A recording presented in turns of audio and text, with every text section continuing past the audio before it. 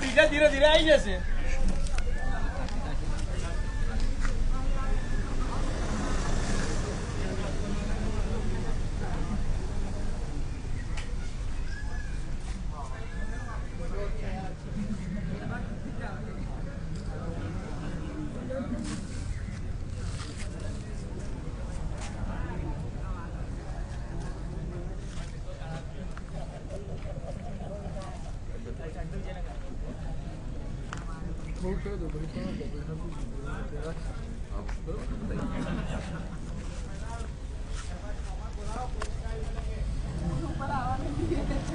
પાદરાના ડભાસા ગામે લુપિન નામની આ કંપની છે અને પાદરાના ડભાસાની લુપિન કંપનીમાં જે પ્રકારે જોઈ શકાય છે એમ કદાચ 200 થી પણ વધારે કામદારો અહીંયા આગળ બેઠા છે. 200 થી વધારે છે ને? 200 થી વધારે કામદારો બેઠા છે અને જે માંગ આપણે સૌએ કરી છે એ જ માંગ કે વૈકલ્પિક રસ્તો બને અને જ્યાં સુધી વૈકલ્પિક માર્ગ ન બને અને ત્યાં સુધી જે 45 કિલોમીટર ફરવાનું થઈ રહ્યું છે, કામદારોને જે વધારે ખર્ચ આવી રહ્યો છે, એ પેટ્રોલ એનાઉન્સ સમજો કે પેટ્રોલ ભથ્થું સમજો કે એમને થતો ખર્ચ સમજો, એ એક મહિનાનો ખર્ચ અંદાજે 3,000, 3,500, 4,000 વધી રહ્યો છે. ત્યારે એ ખર્ચ કંપની આપે અને સૌ પહેલા અનેક કંપનીઓ આપી દીધો છે, અનેક જગ્યાએ આપવાની શરૂઆત થઈ ગઈ છે, પરંતુ ડભાસાની લુપિન કંપની દ્વારા હજી પણ એ ખર્ચ નથી આપવામાં આવી રહ્યો. તેને લઈને મોટી સંખ્યામાં અત્યારે કામદારો બેઠા છે. કામદારોની સંખ્યા પણ ખૂબ મોટી છે ને કામદારોની વેદના પણ ખૂબ મોટી છે. હકીકતની વાત એ છે કે છેલ્લા 30 વર્ષથી ભારતીય જનતા પાર્ટીનું શાસન ગુજરાતમાં છે, તો આ પ્રકારના પ્રશ્નો થવા જ ન જોઈએ, છતાંય થઈ રહ્યા છે.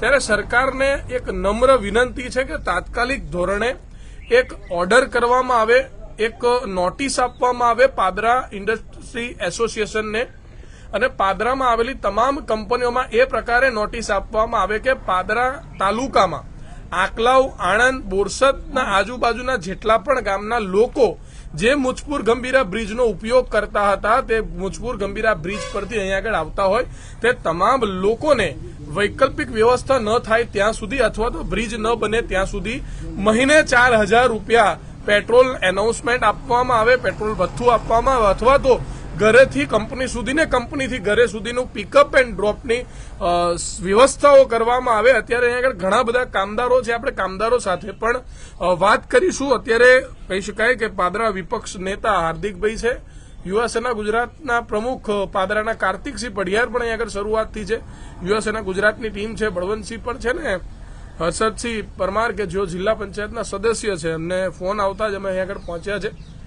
આશા રાખીએ છીએ કે કંપની મેનેજમેન્ટ કોઈપણ પ્રકારના વાદ વિવાદ વિના અત્યારે જ વિધિન 30 મિનિટ્સની અંદર આનું નિરાકરણ લાવે. તેમના જ કામદાર છે, કામદારોને કોઈપણ પ્રકારની આવી તકલીફ ન પડવી જોઈએ, ગેટ પર બેસવું, આ બધું કરવું, એના કરતા તાત્કાલિક ધોરણે પેટ્રોલ ભથ્થું કંપની દ્વારા જાહેર કરવામાં આવે. આજ સવારથી જ જ્યારે મુજપુર ગંભીરા બ્રિજની હોનારત થઈ છે ત્યારથી 1 મહિનો થઈ ગયો આજે, ત્યારથી ક્યાંક ને ક્યાંક કંપનીઓના ઇસ્યુ આવે છે. સીધી વાત છે, મેનેજમેન્ટ સાથે ચર્ચા એમને કીધું કે 1 કલાક આજે ટાઈમ રાહ જોઈશું. જે પણ કામદારોની માંગણી છે એ માંગણી સંતોષ આવી જોઈએ. તેમજ સીધી બીજી તે માંગણી છે કે આણંદ અને વડોદરા જિલ્લાના કલેક્ટર કે જેઓ આજે એસી ઓફિસમાં બેસી રહ્યા છે તેમને તેવા સંદેશો પહોંચવો જોઈએ ત્યાં સુધી. કારણ કે મુજપુર ગંભીરા બ્રિજ કોલેપ્સ થયો આજે 1 મહિનો થઈ ગયો. સરકારની બેદરકારીના કારણે આજે યુવાનોને આખું 50-60 કિલોમીટરથી ફરીને આવવાનું થાય છે. તેમજ વધારાનું પેટ્રોલિંગ એલાઉન્સ પણ આપવામાં નથી આવતું, એના કારણે આજે અહીં બેસવું પડ્યું છે. ખૂબ ગંભીર બાબત છે. 1 કલાકનો સમય આપીએ છીએ, વધુ વધારે કેવું નથી. જાગી જાય અને કોઈ પોઝિટિવ જવાબ આપે તો આનું અંતનું નિરાકરણ આવશે, બાકી અહીં જ બેસી રહેવાના છે એવી વાત છે મારી. બસ. આપણી સાથે હાર્દિકભાઈ છે. હાર્દિકભાઈ, પાદરા તાલુકાના ડભાસા ગામે લુપિન નામની કંપની આવી, જે 1 મહિનાથી કામદારો સાથે અન્યાય થઈ રહ્યો છે. જે ગંભીરા પુલ તૂટવાના કારણે આ લોકોએ વૈકલ્પિક વ્યવસ્થા માંગી હતી. ના કે કોઈ બીજું વસ્તુ માંગ્યું કે મારો પગાર ધોરણ વધારો કે એમને આવવા જવામાં જે તકલીફ પડે છે, જે રાતે નાઇટ સેકન્ડ શિફ્ટ કરીને નાઇટમાં જાય છે ઘરે, તો લૂંટફાટ બી થાય છે. આવા બધા દૂષણો આવે છે. કદાચ સેકન્ડ શિફ્ટમાં ગાડી લઈને આવે તો પાદરા પોલીસ સ્ટેશન હોય કે તે ટ્રાફિક ના હોય તો એમને મેમો બી આપે છે. તો એ 500 રૂપિયા કમાવા આવે કે એ લોકોનો મેમો ભરે? કંપનીને એક મહિનાથી એમને કહ્યું હતું, વારંવાર રજૂઆત કરી હતી, મેનેજમેન્ટને કહીશું થશે, હજુ સુધીને 1 મહિનો અગાઉ થઈ ગયો તો બી એ સુવિધા કરી ના શક્યા. અમે 2 જ માંગણી મૂકી હતી, એમને ભથ્થું આપે, નહીં તો વૈકલ્પિકમાં એમને ટ્રાવેલ્સની સુવિધા આપે કિંટલોડથી અહીં કંપની સુધી. પણ અત્યાર સુધીમાં આ વસ્તુ મેનેજમેન્ટ કરી ના શકી. તેના લીધે આજ રોજ અમારે આ આંદોલન કરવું પડ્યું.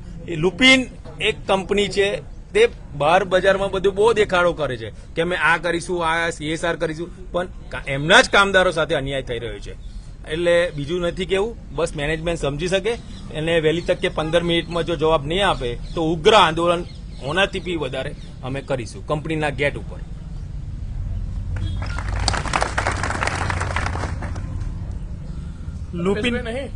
લુપિન કંપની છે, આપ જાણો જ છો. કંપનીઓ દ્વારા કેવું અભદ્ર કાર્ય કરવામાં આવે છે તમે જાણો જ છો. ગાંધીના ગુજરાતમાં, મોદીના ગુજરાતમાં આ બકવાસ વાતો કંપનીઓ દ્વારા, આ ઢેલ ફાડી વાતો. મિત્રો તમે જાણો જ છો કે આ લોકો આણંદથી આવે છે, આકલાવથી આવે છે. આ લોકોને કેટલી તકલીફ પડે છે. સામાન્ય માણસને જ તકલીફ પડે, વધારે માલ કમાતાને કશી તકલીફ પડે નહીં. શાકભાજી લઈને અહીં પાદરા આવનારને તકલીફ પડે, અને આ લોકો જે અહીંયા આવે છે એ લોકોને તકલીફ પડે. એ 8,000 10,000 રૂપિયા કમાય છે, પેટ્રોલના પૈસા કાઢે ક્યાંથી? બહુ શરમજનક વાત છે ગુજરાત માટે કે આ કંપનીઓ ચોર છે, સાબિત થાય છે જ, અને તમને દેખાઈ રહ્યું છે. તો વહેલી તકે આ લોકોને ન્યાય નહીં મળે. અમારા માટે નવી કંપની તો છે નહીં ભાઈ, આખા ગુજરાતમાં લડીએ છીએ અને લડતા રહીશું. લખન દરબાર બાપુ હંમેશા લડે જ છે અને લડતા જ રહ્યા છે, લોકોના ન્યાય માટે, લોકો માટે લડી રહ્યા છે. પણ આપ સૌને પણ જણાવીએ કે જો આ પરિસ્થિતિ આપણા ગુજરાતની છે, આપણા પાદરાની છે, આપણા વડોદરાની છે, કે જે આ ઇન્ડસ્ટ્રીયલ કંપનીઓ કેટલો ત્રાસ આપી રહી છે.